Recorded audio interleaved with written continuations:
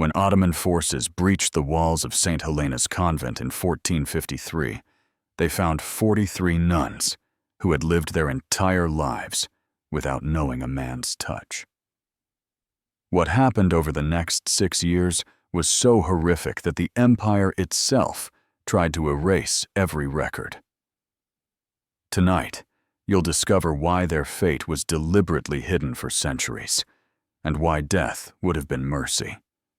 Before we dive into the story, if you're drawn to the darkest chapters of history that most documentaries won't touch, click the like button and subscribe to the channel so you never miss another shocking story tomorrow. Also, leave a comment telling us where you're watching from and what time it is there right now. These stories need to be remembered, no matter how disturbing they are. Now let's continue with the story.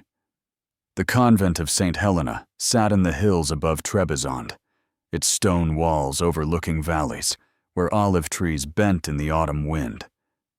For over 2 centuries, the convent had housed women who sought lives devoted entirely to God, their days structured around prayer, silence, and service.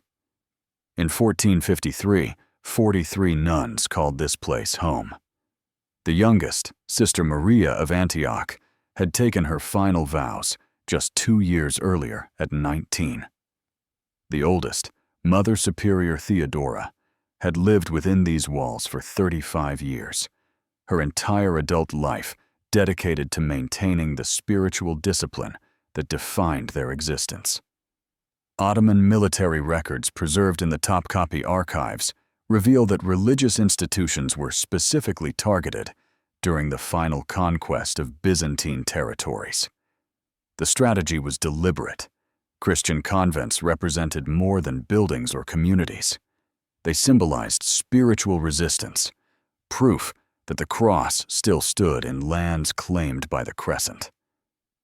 When scouts reported the convent's location to Ottoman commanders in early October of 1453, orders came swiftly. The building was to be taken, its inhabitants processed according to protocols designed for captured religious figures. On the morning of October 15, 1453, the nuns gathered for dawn prayers, as they had done every morning for generations. Through the narrow chapel windows, they could see smoke rising from villages in the valley below. The Ottoman advance had been visible for days, red banners moving like blood across the landscape. No soldiers came to defend them. No messengers arrived with evacuation orders. The surrounding Christian forces had already collapsed, leaving isolated religious communities to face conquest alone.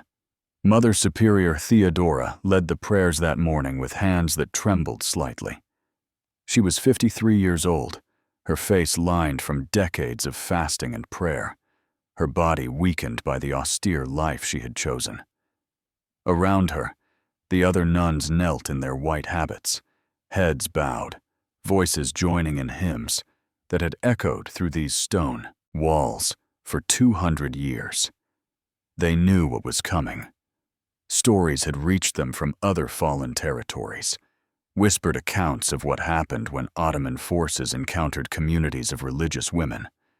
Yet they remained, bound by vows that transcended fear of death. The first stones of the convent wall collapsed before noon. The sound of cannon fire shattered the morning prayers, followed by the crash of iron battering rams against ancient wood. Within minutes, soldiers poured through the breached gates, their voices filling corridors that had known only silence and sacred chants for centuries. The soldiers found the nuns gathered in the chapel, kneeling before the altar in final prayer. What happened next was not random violence, but calculated desecration, documented in fragmentary accounts that survived in Venetian merchant records and survivor testimonies smuggled to Rome. The Ottoman commanders had specific orders regarding captured religious women, instructions that transformed the sacred space into a theater of deliberate violation. Mother Superior Theodora was dragged to the front of the chapel and forced to stand facing her sisters. An officer speaking broken Greek informed her that she would witness the breaking of every vow her community held sacred. The youngest would be taken first, he explained, and she would watch each one to understand the powerlessness of her God. Sister Maria of Antioch, still 19, and in only her second year of holy orders, was pulled from the group. She had never been touched by a man, had never even spoken to one outside of confession. Her white habit was torn open in front of the altar, where she had taken her vows of chastity 2 years earlier. What followed lasted through the afternoon, with soldiers taking turns, while the others were forced to kneel and watch. Venetian records describe her screams echoing through the valley, audible to villagers hiding in the surrounding hills. By evening, 12 of the youngest nuns had been violated on the altar itself, their blood staining the white stone. The soldiers showed particular interest in those who maintained their prayers during the assaults, viewing their continued devotion as a challenge. Sister Anastasia, 23 years old, whispered psalms throughout her ordeal until a soldier struck her face so hard her jaw broke. The sound of bone cracking silenced her prayers, but not her lips, which continued moving wordlessly even as 3 men held her down simultaneously. The second day brought a new horror. The soldiers organized what their records would later call demonstrations of submission in the convent courtyard. Each remaining nun was brought forward and subjected to group violations, while the others formed a circle around them, forced to witness and count aloud. This psychological torture was designed to shatter not just individual faith, but their collective bonds of sisterhood. When Sister Catherine, 27, tried to close her eyes during another's suffering, a sword point against her throat kept them open. Ottoman military doctrine held that captured religious figures required public breaking to demonstrate the futility of spiritual resistance. The nuns of St. Helena became case studies in this strategy. Their violations were not hidden, but performed in full daylight, visible to anyone who might look up at the hilltop convent. The message was clear. No vow was sacred. No God could protect his followers. No amount of prayer could prevent what flesh was subject to. On the third day, the soldiers forced the nuns to remove their habits entirely and perform sexual acts on each other while the men watched. This corruption of their sisterly love proved more devastating than the physical violations. Several nuns wept not from pain, but from the spiritual anguish of being made instruments of each other's degradation. Sister Maria, who had screamed through her first assault, made no sound at all during this new humiliation. Her eyes had gone distant, staring at something beyond the courtyard walls. By the time the order came to prepare the survivors for transport to Constantinople, 27 of the original 43 remained alive. 16 had died from injuries, blood loss, or simply ceased breathing during the assaults. Their bodies were left in the chapel, scattered around the altar like discarded offerings to a god who had not answered their prayers. The journey to the imperial capital would take 41 days through winter mountains. The real nightmare was only beginning. The 600-mile journey to Constantinople began in early December of 1453, when the first winter storms swept down from the mountains. Ottoman supply ledgers preserved in the imperial archives list the 27 surviving nuns under a chilling category: religious captives for imperial purposes. Each woman was assigned a number, their names considered irrelevant to the bureaucratic machinery of empire. They were chained at the wrists and ankles, connected to each other in a line that stretched along the muddy road. The white habits that had symbolized their purity were now torn and filthy, offering no protection against the bitter cold. Genoese trading records from coastal towns describe seeing the procession pass through, noting the condition of the captives with the detached observations of merchants cataloging damaged goods. The march followed ancient trade routes through Anatolia, stopping at military outposts where Ottoman garrisons maintained control over newly conquered territories. At each stop, the ledgers note provisions: food for the guards, fodder for horses, and what documents coldly term entertainment expenses. The nuns were not treated as prisoners of war, but as spoils of conquest, their purpose clearly defined in the bureaucratic language that would later help historians piece together their fate. Sister Maria, who had once been the youngest and most devout, no longer spoke at all. She walked with her eyes fixed on the ground, her lips moving in what might have been prayers, or might have been nothing. The other nuns tried to support her during the march, holding her up when she stumbled, but the chains made even this simple mercy difficult. Outside the town of Bursa, one of the older nuns collapsed from exhaustion and fever. Mother Superior, Theodora, still alive despite her age and the horrors of the convent, begged the guards to let her tend to the fallen woman. The request was denied. What happened next was recorded in a Genoese merchant's testimony sent to Venice, describing an incident that made even hardened traders turn away in disgust. The woman was left behind, and the column continued its march. By the time they reached the coast, 7 more nuns had died or disappeared from the chain line. The Ottoman records note these losses with the same clinical detachment used for documenting spoiled provisions or lame horses. Each death was marked simply as disposed of, with a date and location. Nothing more. The Sea of Marmara appeared on the 41st day, its gray waters stretching toward the domes and minarets of Constantinople rising in the distance. The survivors, now 20 in number, saw the city that would become their final prison. For centuries, Constantinople had been the jewel of Christendom, the greatest city in the Christian world. Now it belonged to the Sultan, and the great cathedral of Hagia Sophia stood converted into a mosque, its cross replaced with the crescent.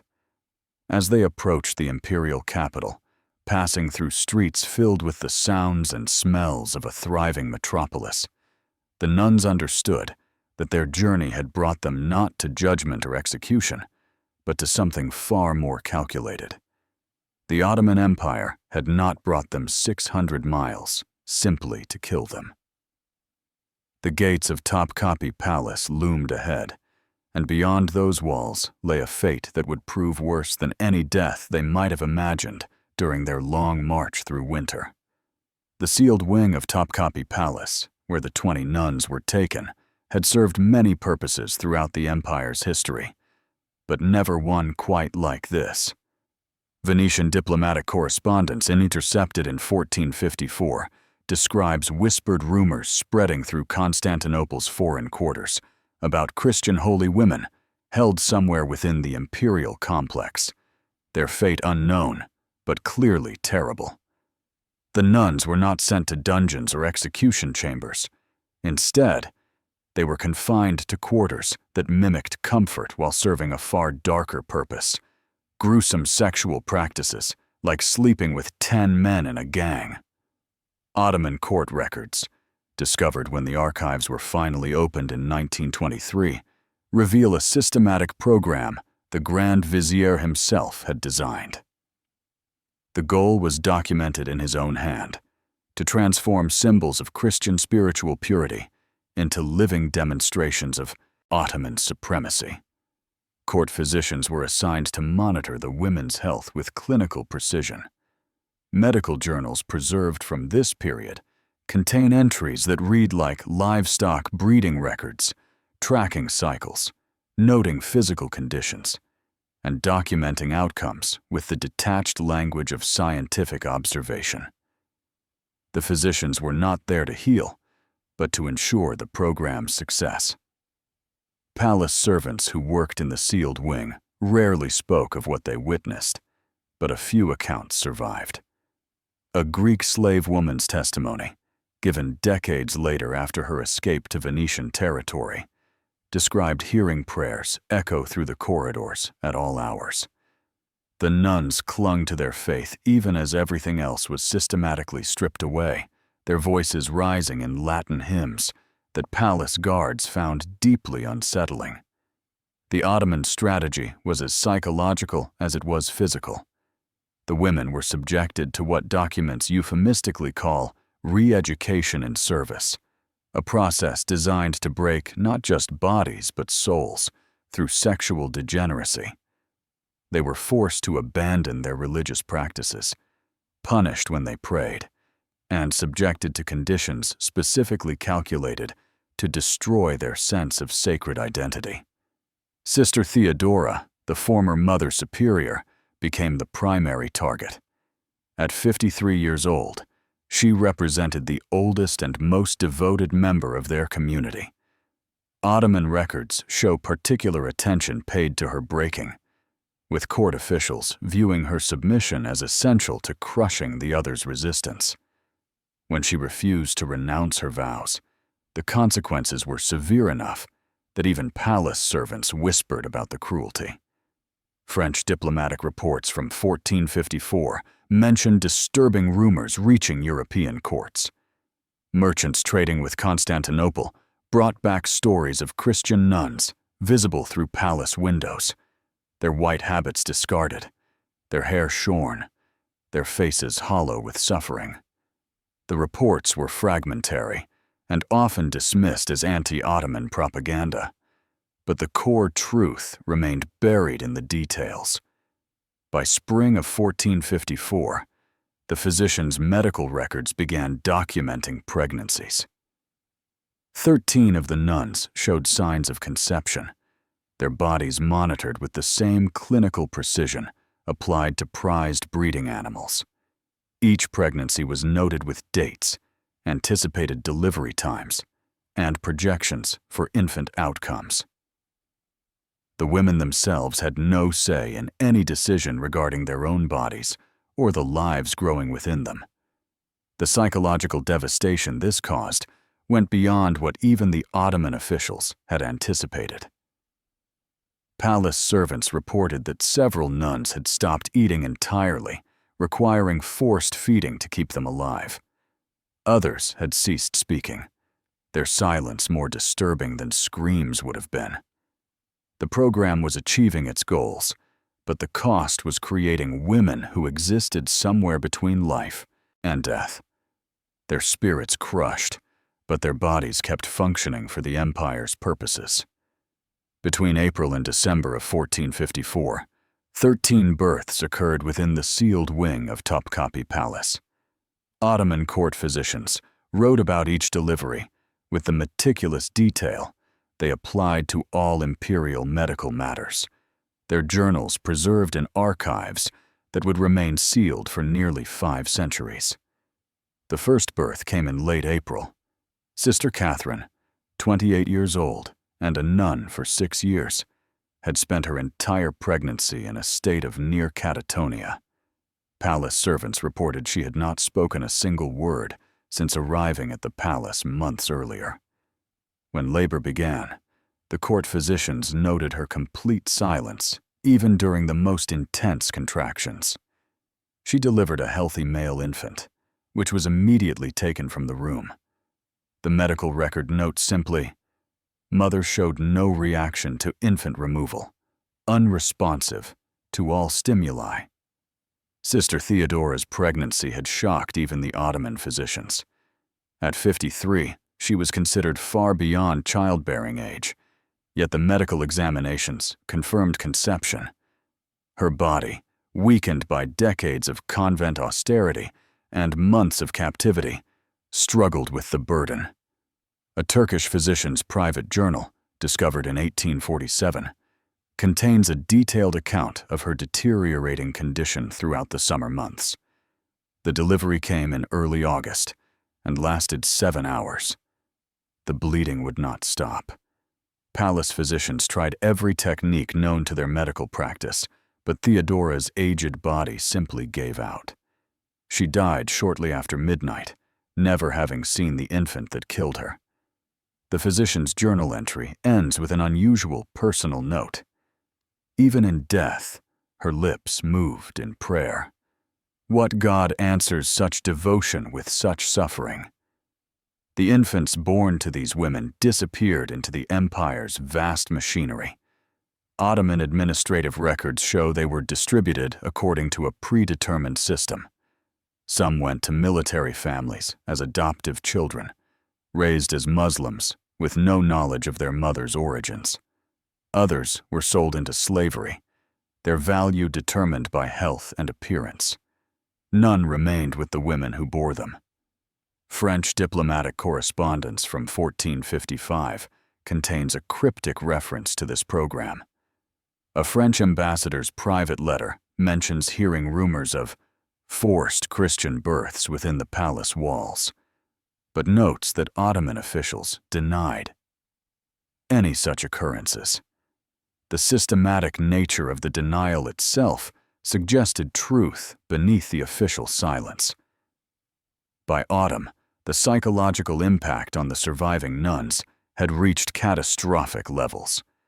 Several had stopped eating entirely, requiring constant forced feeding to keep them alive for potential future pregnancies.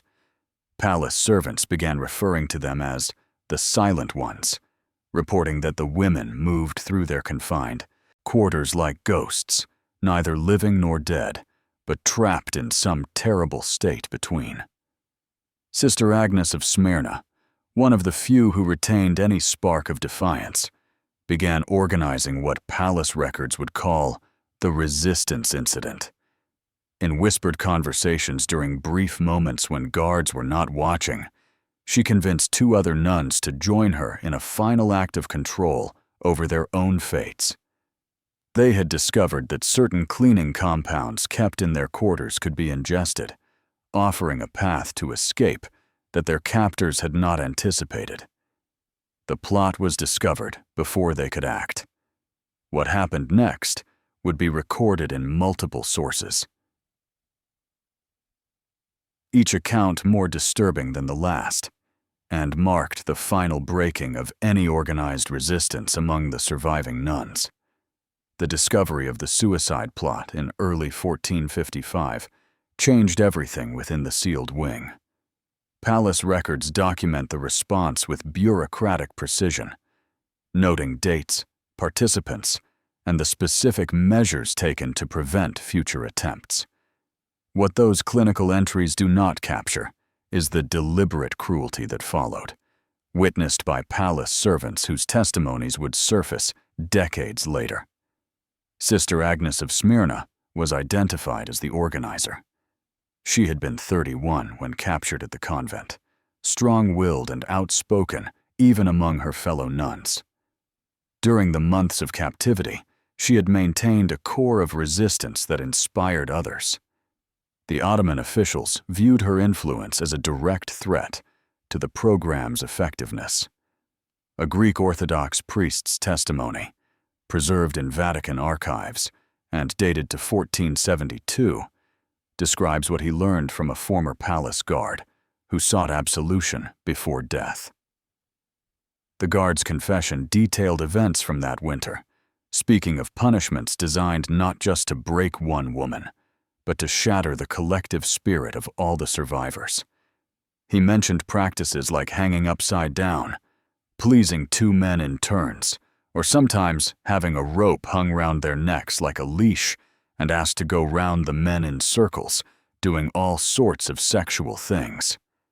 The priest's handwriting becomes increasingly erratic as the testimony continues, suggesting his own horror at recording the account. The incident occurred in the palace courtyard on a February morning. All surviving nuns were assembled under guard, forced to witness what defiance would cost. Sister Agnes was brought forward, still attempting to pray aloud despite the guard's orders for silence. Her voice carried across the courtyard, Latin words echoing off stone walls until they were drowned out by other sounds that the priest's testimony describes only as beyond the capacity of language to convey with dignity. The ordeal lasted until sunset. Palace servants reported that the other nuns, forced to watch throughout, began to break in ways that months of previous suffering had not accomplished. Several collapsed. Others began, screaming, and could not stop. By the time guards finally allowed Sister Agnes to be carried back to the sealed wing, something fundamental had shattered among the survivors. The two nuns who had agreed to join the suicide plot, Sisters Helena and Demetria, were subjected to separate punishments that Ottoman records describe simply as corrective discipline. Neither woman survived the winter. Medical records note their deaths in March of 1455 with clinical brevity. Expired from complications, disposed of according to protocol. After these events, resistance ceased entirely. The remaining nuns stopped all forms of defiance, stopped attempting to pray aloud, stopped even making eye contact with each other.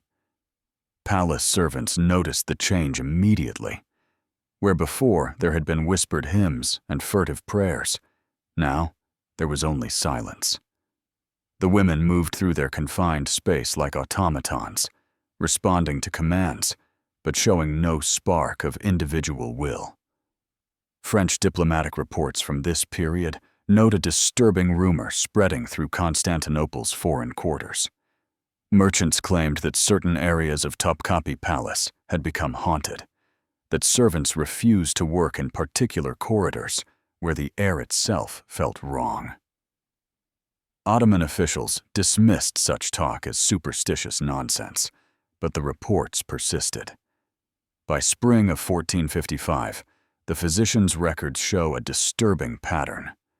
Several of the nuns had developed what the doctors termed spiritual sickness, a condition marked by complete withdrawal from reality. They ate when fed, moved when commanded, but showed no awareness of their surroundings. Their eyes had gone distant, staring at something beyond the physical world. The program had achieved its goal of breaking them, but what remained was so disturbing that even their captors grew uneasy in their presence. For 3 more years, the surviving nuns existed in the sealed wing under conditions that palace physicians documented with increasingly alarmed medical observations. Ottoman court records from 1456 through 1458 reveal a program that had evolved beyond its original purpose into something that disturbed even those administering it. The medical journals from this period contain entries unlike any other documents in the imperial archives. Palace physicians noted physical deterioration that exceeded normal patterns of aging or illness. Women in their 20s and 30s developed the physical characteristics of those decades older. Their hair turned white. Their skin became translucent. Several lost teeth despite adequate nutrition. The doctors attributed this to what they termed the sickness of the soul manifesting in flesh. 8 more pregnancies occurred during these years, each documented with the same clinical precision as before. But the outcomes grew increasingly grim. 4 infants were stillborn. 2 died within days of birth, the surviving. Mothers showed such complete detachment that physicians noted their inability to recognize whether they had delivered living or dead children. One medical entry from 1457 reads, "Patient delivered male infant, deceased. Mother's expression unchanged throughout. When infant removed, she resumed staring at wall as if nothing had occurred." A Venetian merchant's journal, discovered in 1893, contains a second-hand account that provides rare insight into the daily existence within the sealed wing. the merchant had befriended a palace guard who spoke of the nuns in hushed tones, describing them as neither alive nor dead, but trapped in some terrible liminal state. The guard claimed that their eyes had gone completely empty, that they moved only when commanded, and that the silence in their quarters was so absolute it made even hardened soldiers uncomfortable. Palace servants began refusing assignments to the sealed wing, claiming the atmosphere itself had become poisonous. Ottoman administrative records show increased pay offered to those willing to work near the confined women, suggesting the discomfort was widespread enough to affect palace operations. Several servants requested transfers, and at least one resigned from palace service entirely, claiming he could no longer sleep after working near the silent rooms. The physical abuse the women endured during these years left marks that palace physicians documented with disturbing thoroughness. Medical records describe injuries, infections, and permanent damage that required ongoing treatment.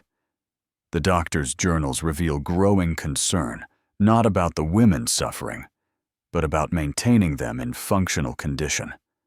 Several entries question whether the program should continue, given the subject's deteriorating state. In 1459, Sultan Mehmed II issued orders regarding the sealed wing that palace administrators recorded. With unusual brevity, the official decree stated simply that the space was needed for other imperial purposes, and that current occupants should be transferred to permanent confinement in the lower chambers. No further details were provided in the main palace records, but subsidiary documents reveal the careful planning behind this seemingly simple administrative decision. The lower chambers of Topkapi Palace had served various purposes throughout the complex's history. Some were storage vaults for grain and supplies. Others held prisoners awaiting judgment or execution. A few, built during the palace's earliest construction, had been sealed off and forgotten as newer sections expanded above them. It was into these forgotten spaces that the 11 surviving nuns disappeared. Ottoman administrative records show the transfer occurring over 3 days in November of 1459. Palace guards documented moving the women from the sealed wing to locations described only by numerical designations. After these entries, the official archives contain no further mention of the nuns. The bureaucratic trail simply ends, as if the women had never existed. However, a Serbian slave's testimony, recorded decades later after his escape to Hungarian territory, provides the only surviving account of what happened in those chambers. The slave, whose name was recorded as Dimitri in the Hungarian church records, where he sought sanctuary, had worked in the palace's lower levels, maintaining supply stores. His testimony, given in 1491, describes sounds that haunted him for years afterward. He spoke of hearing women's voices echoing through stone corridors, singing in a language he did not understand, but recognized as prayers. The sounds came from sealed rooms that guards ordered him never to approach. On several occasions, he glimpsed guards carrying food and water into these chambers, though the amounts seemed barely sufficient for survival. The singing continued for months, growing fainter as time passed, but never entirely stopping. Dimitri's testimony includes a detail that Hungarian priests initially dismissed as embellishment, but later came to view as potentially genuine. He claimed that on certain nights, when the palace above had gone silent, the hymns from below would swell in volume, as if the women had found renewed strength in darkness. Palace guards, he said, refused to patrol certain corridors after sunset, claiming the air itself felt wrong in areas near the sealed chambers. The singing stopped sometime in the spring of 1460. Dimitri could not provide an exact date, but he remembered the sudden silence as deeply unsettling. Guards who had previously avoided those corridors began passing through without comment. Whatever had made them uncomfortable had finally ceased. A French historian researching Ottoman palace architecture in 1872 discovered architectural drawings that showed sealed chambers beneath the original palace structure. His notes indicate these spaces were designed with ventilation shafts too small for escape, but large enough to allow air circulation, suggesting they were meant for long-term confinement. The drawings also show the chambers were located directly beneath what palace records identified as the former sealed wing where the nuns had been initially held. No excavation of these chambers was ever authorized during the Ottoman period. The spaces remained sealed, their contents unknown, their very existence gradually forgotten as the centuries passed and the palace expanded above them. The 11 women who entered those chambers in 1459 were never seen again, their final fates unknown, except for one slave's testimony about voices singing in the dark. By 1458, only 11 of the original 43 nuns remained alive. Palace records show their ages ranging from 24 to 46, though physicians noted that all appeared far older than their years. The youngest, who should have been in the prime of health, moved with the stiffness of elderly women. Their bodies had been so thoroughly broken that basic functions required assistance. Ottoman officials began internal discussions about what to do with the survivors. Correspondence between palace administrators reveals debate about whether the program had achieved its strategic goals or had simply become an embarrassing remnant of earlier policies. The women were no longer useful for their original purpose, yet their existence posed questions about disposal that bureaucrats seemed reluctant to answer directly. The solution, when it came, would be as systematic as everything else the empire had done to these women. And like so much else, it would be carefully documented before being deliberately hidden from history. The discovery came during routine palace renovations in 1847, nearly 4 centuries after the nuns disappeared into the lower chambers. Workers breaking through a wall in the palace's foundation uncovered a sealed passageway that architectural records showed had been deliberately blocked with stone and mortar sometime in the 15th century. Beyond the wall lay a chamber approximately 12 feet square, with a vaulted ceiling blackened by centuries of soot. The air that escaped when the seal broke carried a smell that made the workers retreat immediately, reporting what they had found to Ottoman architectural supervisors. What those supervisors saw in the chamber prompted them to seal it again within hours, but not before several witnesses had documented its contents. A French archaeologist named Henri Moreau, working in Constantinople on unrelated Ottoman historical research, learned of the discovery through contacts among palace workers. His private correspondence, preserved in the French National Archives, describes bribing his way into viewing the chamber before authorities completed the resealing. What he recorded would remain hidden in his personal papers for decades, deemed too disturbing for publication. The chamber contained skeletal remains of multiple individuals, their bones showing evidence of prolonged malnutrition and disease. More disturbing were the religious artifacts scattered among the remains. Fragments of cloth that had once been white, now rotted to brown tatters.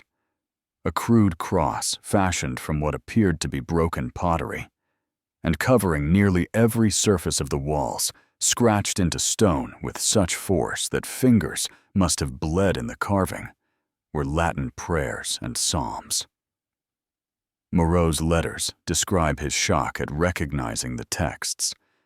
They were liturgical prayers specific to female religious orders, the same prayers nuns would have recited daily. Some inscriptions included names: Theodora, Maria, Agnes, Catherine. Others contained dates that corresponded precisely to the period when the convent of St. Helena's nuns had disappeared from historical records. The most disturbing discovery was a series of tally marks near the chamber's single small ventilation shaft. Moreau counted over 2,000 individual scratches, each presumably marking a day of confinement. If accurate, this suggested the women had survived in that sealed space for nearly 6 years before the markings stopped. Ottoman authorities who examined Moreau's initial reports ordered the chamber sealed permanently and all documentation confiscated. The official position was that the remains were from common criminals, not religious captives. Moreau's protests were dismissed, and he was strongly encouraged to leave Constantinople. His letters show he complied, but kept copies of his notes hidden in France. The chamber remained sealed and officially forgotten until 1923, when the Ottoman Empire's collapse finally opened its archives to international researchers. French historians who remembered Moreau's correspondence pushed for re-examination of the sealed chamber. Turkish authorities, now representing a secular republic rather than an Islamic empire, agreed to limited archaeological investigation. The 1924 excavation confirmed everything Moreau had documented. Forensic analysis of the bones revealed they belonged to 11 individuals, all female, ages ranging from mid-20s to late 40s at time of death. The inscriptions on the walls were photographed in detail, revealing not just prayers, but fragments of personal testimony. One inscription, carved in shaking letters near the chamber floor, read, "We forgive them. God will not." Medical examination of the remains showed evidence of healed fractures, malnutrition, and what modern forensic pathologists identified as signs of systematic physical trauma consistent with long-term abuse. The final cause of death for most appeared to be starvation, though several skeletons showed evidence of disease that would have been treatable had medical care been provided. The full scope of what happened to the nuns of St. Helena only became clear when researchers gained access to the complete Ottoman archives after 1923. What they discovered was not an isolated incident, but part of a deliberate strategy documented across multiple conquered territories. Imperial correspondence between regional governors and the Sultan's court reveals that Christian convents were specifically targeted during conquest operations. Military commanders received written instructions regarding the treatment of captured religious women, protocols designed to achieve strategic objectives beyond simple military victory. The goal was spiritual warfare, the systematic destruction of Christian religious symbols through methods that would terrorize communities into abandoning their faith. At least 12 other convents across formerly Byzantine territories suffered similar fates between 1453 and 1460. Ottoman records document over 200 nuns taken into imperial custody during this period simply disappear from the archives after initial registration, their final fates unknown. The few whose stories survived in fragmentary documents suggest the pattern established at St. Helena was repeated throughout the empire's expansion. The strategy proved devastatingly effective. European missionary reports from the late 15th century describe Christian communities in conquered territories abandoning their convents entirely. New religious vocations among women declined dramatically. Parents refused to allow daughters to enter religious life, fearing capture during future conflicts. The psychological impact rippled through generations, fundamentally altering how Christian communities in Ottoman territories practiced their faith. Modern historians examining these records have noted the meticulous documentation that Ottoman bureaucrats maintained, even while attempting to hide the program's existence. The empire's administrative apparatus recorded everything: medical journals, supply ledgers, transfer orders, creating an archive that would eventually expose what officials tried to bury. The very thoroughness that made Ottoman administration efficient also preserved evidence of systematic atrocities. The sealed chamber beneath Topkapi Palace remained closed to the public after the 1924 excavation. Turkish authorities, while acknowledging the historical facts, determined that the space should serve as an unmarked memorial rather than a tourist site. The bones of the 11 women were given proper burial in a Christian cemetery in Istanbul, their names recorded on a simple stone marker that lists only their first names and the words, "Faithful unto death." The wall inscriptions were photographed extensively before the chamber was sealed again permanently. These images now reside in academic archives, accessible to researchers, but not widely publicized. The prayers scratched into stone by fingers that had bled in the carving remain entombed in darkness, a testament to faith that survived the most systematic attempts to destroy it. What the Ottoman Empire did to these women was worse than death, because death would have been mercy. Instead, they endured years of calculated destruction aimed at breaking not just their bodies but their souls, at transforming symbols of spiritual purity into evidence of conquest. That they maintained their faith throughout, carving prayers into stone even as they starved in sealed chambers, represents a defiance that their captors could never fully erase. Their story, hidden for centuries and still largely unknown outside academic circles, deserves to be remembered.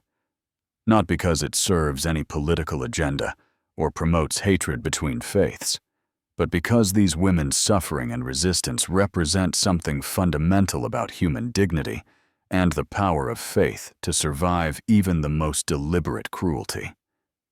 If this story moved you, and if it made you understand why some histories must never be forgotten, no matter how painful, click that like button right now and subscribe to this channel. We uncover the stories that textbooks bury, the testimonies that make us uncomfortable, and the truths that challenge everything we think we know about history. One more thing. Drop a comment with just one word describing how this story made you feel. Tomorrow, we have another hidden chapter of history that will shake you to your core. Don't miss it.